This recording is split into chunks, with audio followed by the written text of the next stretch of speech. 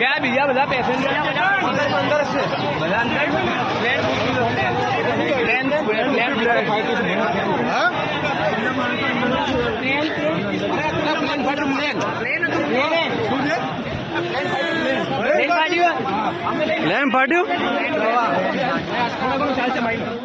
రోడ్డుపై గాయాలతో నడుచుకుంటూ వెళ్తున్న ఈ వ్యక్తిని చూడండి.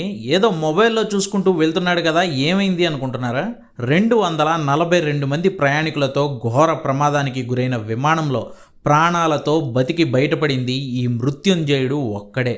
పేరు రమేష్ విశ్వాస్ కుమార్. 40 ఏళ్ల వయసున్న రమేష్ ఘోర విమాన ప్రమాదం నుంచి ప్రాణాలతో బయటపడ్డారు. సీట్ నెంబర్ 11A బుక్ చేసుకున్న రమేష్ విమానం భవనాన్ని ఢీకొట్టగానే ఆ పేలుడుకు పక్కనే ఉన్న డోర్ ఓపెన్ అవడంతో బయటకి పడిపోయారు. పై భవంతిలో పేలుడు సంభవించగా రమేష్ కింద పడిపోవడంతో తీవ్ర గాయాలతో ప్రాణాలతో బయటపడ్డారు.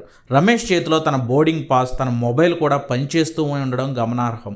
గుజరాత్ మాజీ సీఎం విజయ్ రూపానీ సహా ఆ విమానంలో ప్రయాణించిన ఎవ్వరూ బతికే అవకాశం లేదని అంతా భావిస్తున్న వేళ ఒకే ఒక్క మృత్యుంజయుడిగా ఆసుపత్రిలో చికిత్స పొందుతున్న రమేష్ అదృష్టం చూసి అందరూ సంతోషపడుతున్నారు.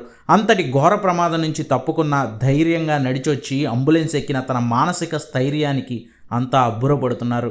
తన సోదరుడితో కలిసి భారత పర్యటనకు వచ్చిన యూకే నివాసి అయిన రమేష్ ఈ ఘోర ప్రమాదంలో తన సోదరుడిని మాత్రం పోగొట్టుకున్నట్లు తెలుస్తోంది.